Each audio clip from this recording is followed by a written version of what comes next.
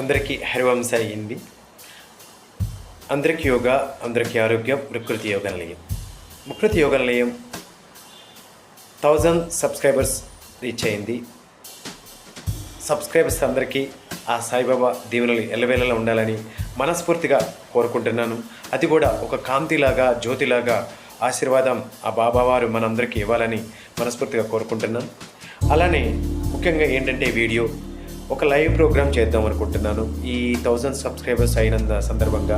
అది కూడా అనారోగ్యం వైపు నుంచి ఆరోగ్యం వైపు శరీరాన్ని ఎలా బలంగా చేకూర్చుకోవాలి.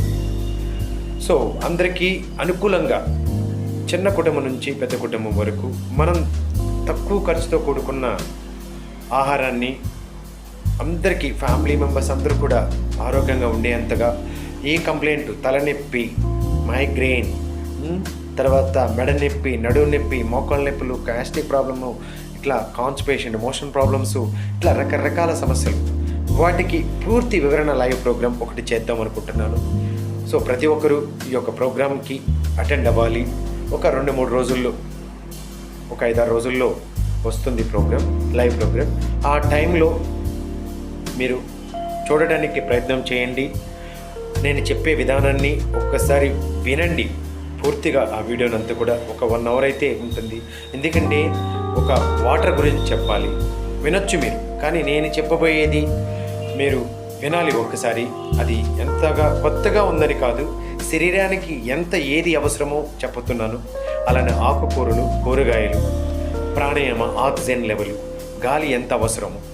సో ఈ వాత, పిత, కఫ గురించి, తర్వాత అసలు ఈ నొప్పి అంటే ఏంటి, ఈ చిరాకు అంటే ఏంటి, అసలు మనకి ఎందుకు ఈ నిద్ర సమస్యలు, అసలు మనకు ఎందుకు ఈ అలజడి, ఎందుకు ఇంత అసహనం, ఎందుకు ఇంతగా శరీరానికి మనం నిలబడలేకపోతున్నాం, ఎందుకు తొందరగా ఇలా ఇబ్బంది పడుతున్నాము.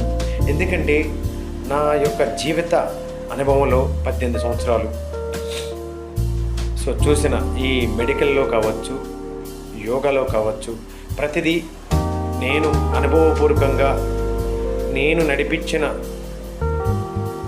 నన్ను నమ్మి కొంత వ్యక్తులు ఎవరైతే ఆయుర్వేదం పరంగా కానివ్వండి, యోగా పరంగా కానీ వారు పరిపూర్ణులయ్యారు, వారి యొక్క అనుభవాలను నేను తీసుకొని అనుభవపూర్వకంగా ఒక లైవ్ ప్రోగ్రామ్ చేస్తున్నాను. సో అది ప్రతి ఒక్కరికి ఒక అవసరంగా కాదు, ఒక బాధ్యతంగా ఇది నిజమేనా అన్నట్టుగా ఉండాలని ఒక లైవ్ ప్రోగ్రామ్ చేస్తున్నాను. ఆ లైవ్ ప్రోగ్రామ్కి మీ అందరూ ప్రోత్సాహం ఉండాలి. చూడండి, దాని గురించి ఒక్కసారి ఆలోచించే విధంగా నేను